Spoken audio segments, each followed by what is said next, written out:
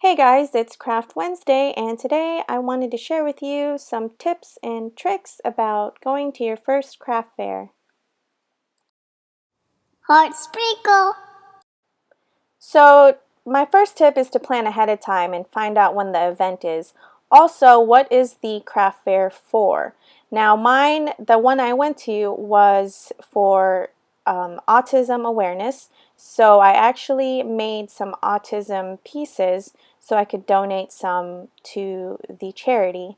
And the thing is with how I did my craft fair is I only gave myself 1 week to get everything ready. Now I do suggest you plan ahead of time. 1 week was really pushing it for me. I was slaving away in my craft room and I had no idea what I was doing. This was my first time ever doing it, and I had no displays, and I had to do a lot of DIY stuff, which is why I wanted to share this with you guys. Now if you have a lot in your inventory, I had about 380 items, which I didn't have to worry about as much. I just needed to figure out how I would set everything up on my table. So here are some things that I wanted to share with you, like how I did my DIY, everything on my table. Here is the process it took for me to make my banner. Now I had to write it out by hand, and I made sure it was big enough to be seen from a distance. Now I feel like your name should be seen at a good distance so people can just catch you can catch their attention from far away.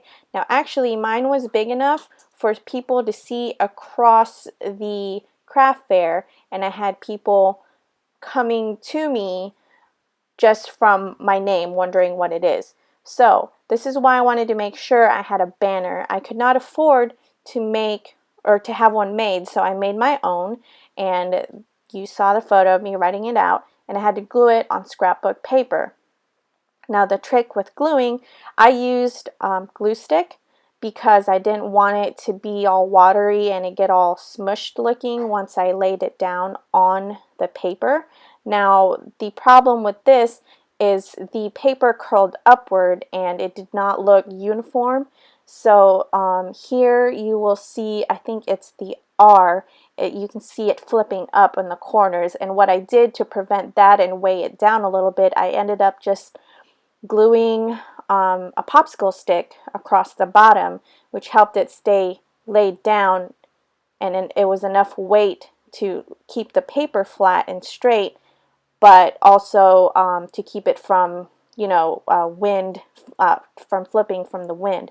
Now my problem with this is, I think I have a photo of it, but the P, I had it up so it looked capitalized. I should have made the paper longer, which I ended up doing in the later on after I looked at my mock-up of my props and everything. I ended up extending the P downwards so that it looked like it said Heartsprinkle and not Heartsprinkle. I also like this design of the banner because I was able to fold each letter on top of the other and store that along with the rest of my labels, and it was easy to carry. In this photo, I wanted to show you guys how I stored my pre-set up necklaces, I guess you could say, in the bin so that I could carry it to the craft fair. Now I designed these to be kind of like a standalone display. I wanted people to come up to my table, and if they're interested in just one necklace, I just felt that it was easier for them to just pick up the specific one that they wanted instead of like detaching it from a table, a display board of some sort. So I thought this idea was much better, and it was more, to me it was more eye appealing because they see it on a mini neck display. Now I don't have like a whole bunch of money to buy a whole bunch of those little display things, so I did a DIY of it.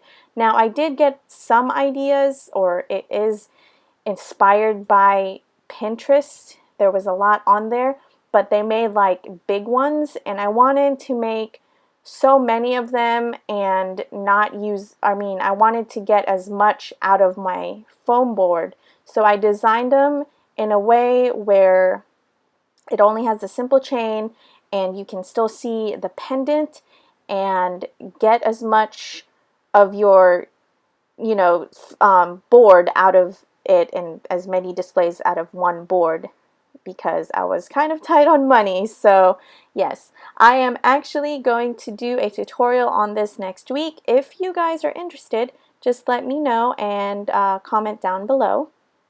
I also forgot to mention to pre-package some items, like I pre-packaged my plushies and had the prices on there. I almost priced everything except for the like $1, $2, $3 items. And don't forget to write down your inventory with the prices you originally had it at. So here's the process of me making my display boards for each side. One side was polymer clay and the other side was resin.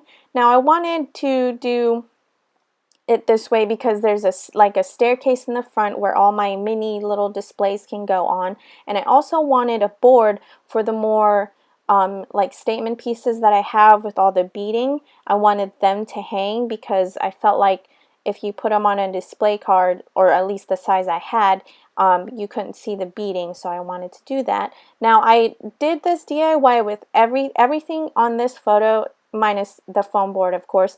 It was the cheapest way I could go, and I still wanted it to look neat, but everything I have on here I already had, so it was just laying around. I was trying to use everything that I already have instead of buying more things just to make the display. So I kind of had to get creative with how to make everything. So yeah, it really depends on how you want to display your items, but this is how I wanted to do it because I have so many crafts that I do that I needed to kind of divide them in their sections, and this is what I came up with. Another thing about how I designed this display board is if you're out at an outside event, you have to make sure that your displays are weighed down or tied down a certain way, and mine were not, so they actually blew over a couple times. So now I'm actually going to redesign this. Actually, I'm just going to use the same thing but figure out a way to put weights on the inside of it. So just keep in mind the conditions you will have, whether it's inside or outside, and be prepared for it. I also forgot to mention that the pieces you want to be seen the most or first needs to be at eye level, because when someone walks into your booth, they're going to see the eye level items first and then look down. I did some research to do this craft fair, and I was trying to decide whether or not I should have my prices up front in their face, or if I should have them like hidden in a way so that they have to come into my booth and find out themselves. Now, from my personal experience and from what I read, people would rather see your prices because it kind of appeals to them because they know what they're walking into, instead of like turning them away because either they're going to be intimidated because they don't know what price range your items are and they don't want to even find out. But if they see it and it's within their budget, they're more than likely to walk into your booth, if that makes any sense. Now, I made these on my own at home and used like a corner hole punch thing to make them more eye appealing, and when I put all of them on this black foam board, it just like made it pop out more, and I thought it turned out quite nice. And my polymer clay and resin side, I put like 10 and up and 13 and up, but the only thing I wish I would have done is that I put polymer clay or resin necklaces underneath them so that they can see it from afar what I have as well.